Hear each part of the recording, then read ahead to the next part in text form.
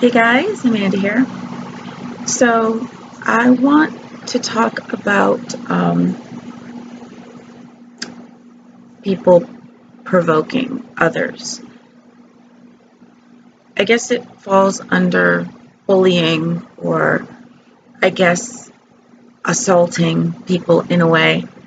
I guess it depends on, the person and whatnot. But I just wanted to talk about this because I think it's important for people to understand that when this is going on, if it's being done to you, you recognize that that's what's going on, and you just ignore those people or person.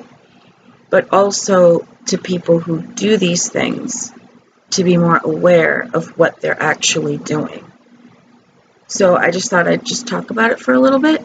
I brought it up on definitions so I could actually read the definition. So it's a verb, and it means to stimulate or give rise to a reaction or emotion, typically a strong or unwelcome one in a person.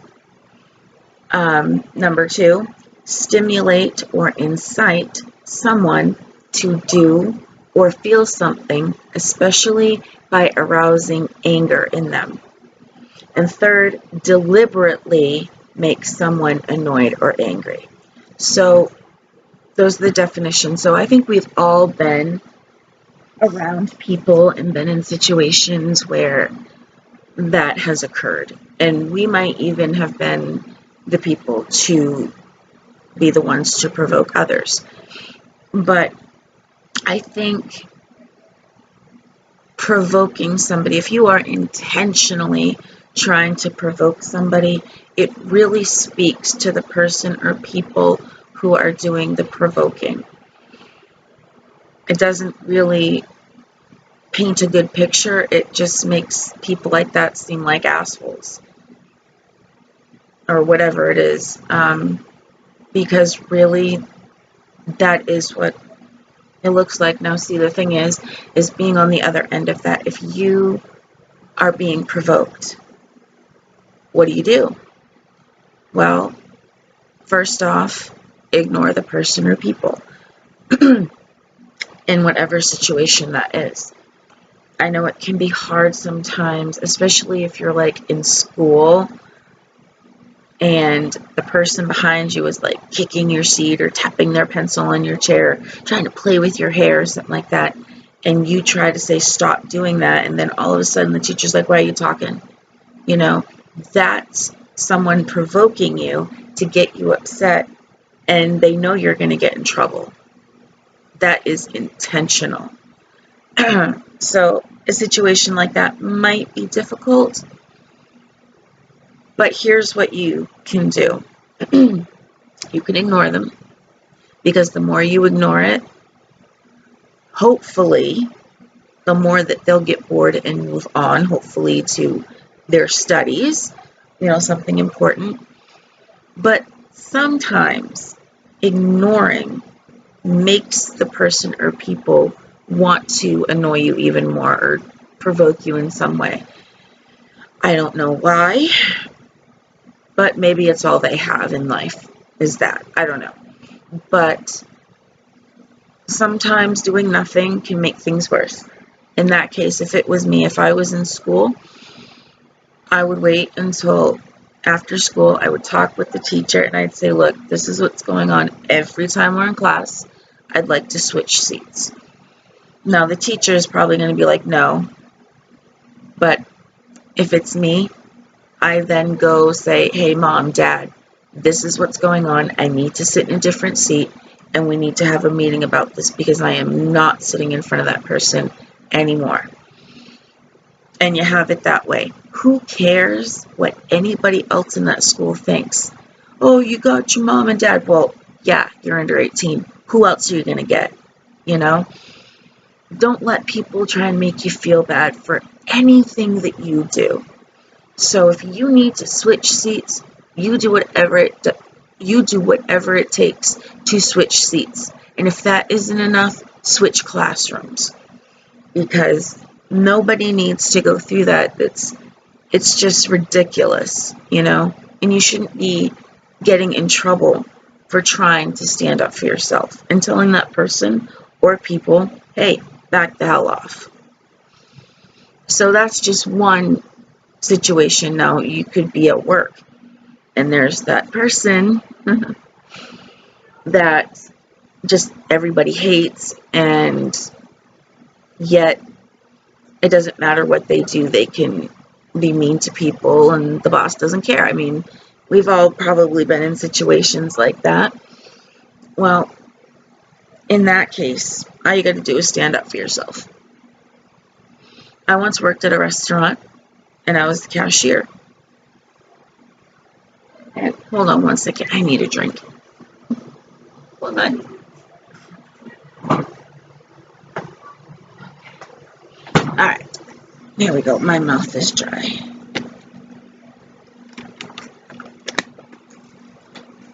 Okay. So, at work. I worked at a restaurant. I was a cashier. Now, I had been working there for a while. And this, one of the manager's nieces wanted a job. And she got the job as a favor. Because she didn't even have to be interviewed. It was just a favor that was done. So, this lady, the first day that I met her, she said, "Hi, my name is so-and-so, and just so you know, you're going to be doing all my work." That was the first thing this woman said to me. And I laughed. And she's like, "Oh no, I'm serious. I'm your manager, and you have to do as I say." Really? Do you write my checks? Are you the boss? No? Well, then I don't have to listen to you. But that's what she thought. She thought that she was gonna, hold this title over my head. I am a higher position than you are. Please. Please. So she would do things like this. "Oh, I have my back. Oh my God, my back hurts so bad. Can you do my work for me?" And if I said no, she would yell at me. "Well, you need to do it because I said so." And I'm like, "I'm sorry, are you trying to make me upset? Is that what you're trying to do?" And she said, "Yes." Like, why are you trying to make me upset? So she tried this for about a week of trying to be, "I'm better than you, and I'm going to make you do everything that I'm supposed to do, blah, blah, blah." Well, one day I came in. It was about a week and a half later after she had started. And I was there, and I'm doing my work. I'm doing what I'm supposed to be doing. She walks around the counter, she slams her purse down, and she goes, "Amanda, you need to be doing this. You need to be doing that. You need to stop what you're doing and get all this stuff done." First of all, she was asking me to do a job that wasn't even mine, wasn't even in my job description. And two, I was already doing that because I was trying to help the waitresses do their ons. If you don't know what that means, it means getting together all preparing the condiments and coffee and things like that when you come into your shift. So I always helped them out because it made things go faster and I had the time. And she thought she was going to sit here and tell me what to do. I was already doing it. And she just didn't have any idea what she was talking about. And then she used the, "oh, my poor back" thing. And I looked at her in the eye. And I said, "Listen here, you're not my boss. You were brought in as a favor." I said, "Anything that comes out of your mouth to me, I'm not going to hear it. So stop talking to me, stop trying to get me to do stuff that you want me to do, and stop provoking me to try to make me angry. Do not ever give me orders again, because I'm not listening to you." And I went back to do what I was doing. So later that night, we got slammed to the wall. I mean, a line out the door of people coming in and a line of people going out. Now, I was the cashier, so I checked people out. And she was supposed to be with me on the registers helping me out because it was so busy. Oh no, she decided to go hang out in the, oh God, what do you call it? The room where the managers go. She decided to go in there for 2 hours, and she left me up there by myself to cash people out and to seat people. And I wasn't able to seat people because I had all these people leaving, and I had to cash them out.